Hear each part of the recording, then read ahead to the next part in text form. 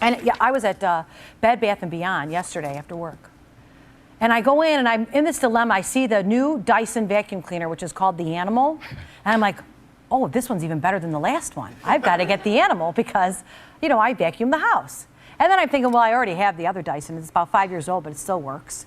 And I thought, you know, I do have to lug it up and downstairs. Since I don't have a cleaning lady, I do my own vacuuming. It'll kind of pay for itself. I'm going to get the big new fancy vacuum cleaner. I look at the price, you guys. It's $549.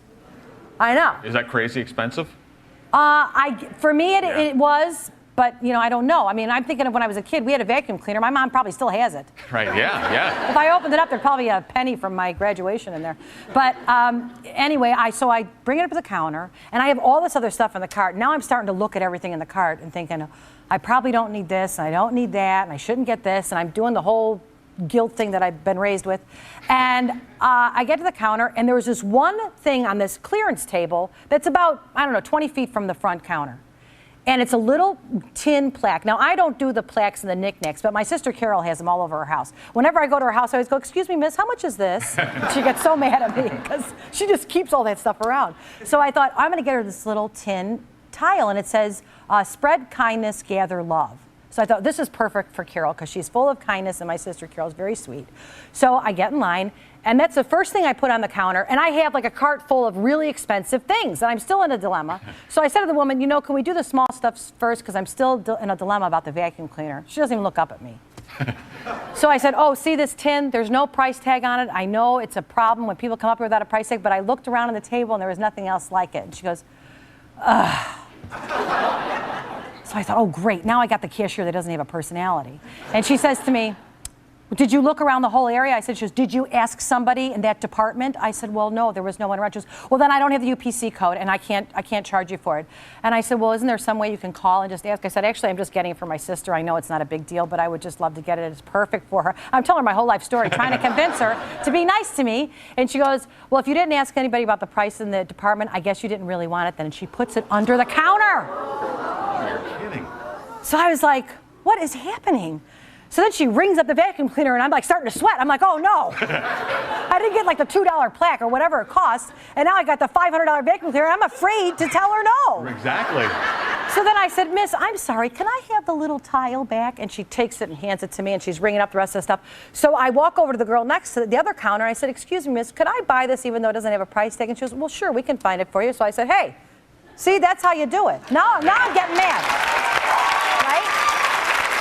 So I go, wait till you hear this, you guys. So she says to me, well, then why don't I just bring this stuff up and you can buy the plaque from your friend over there.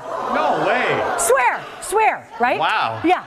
So I go, oh my gosh, now Holly comes walking up and she's got a cart full of stuff. Holly doesn't take any garbage, you know, my friend Holly who writes on the show.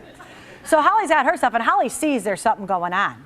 And the woman says, you know, really, in order to get the UPC code, you should have asked somebody in that area. And if you really wanted this, you don't come to the counter without a price. And Holly goes, well, when she gets a job here, she'll do that. And I'm like, oh, no. Right? So now I feel bad. And I go, I almost laughed when Holly said it, but I didn't. And then I said, you know what, miss, I'll give you a break. I said, are you having a bad day? Because you couldn't possibly be this mad at me.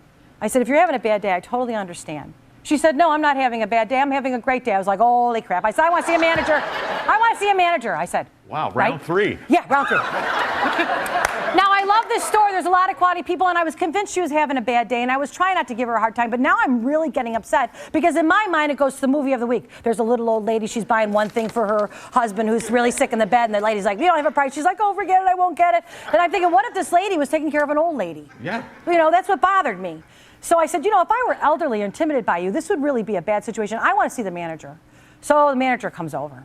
Sweetest guy, Alan. I said, Alan, I'm so sorry. I don't normally complain, but I tell him the whole story. He says, oh my gosh, I'm so sorry. We'll give you the vacuum cleaner for free. Come on. Alan. I know. Okay. But that's not the lesson. You guys. She was so mad. She was so mad. And he threw the plaque in, too. Oh, wow. But I paid for the rest of the stuff, and I said, no, that's not necessary. Holly's like, shut up, it is necessary.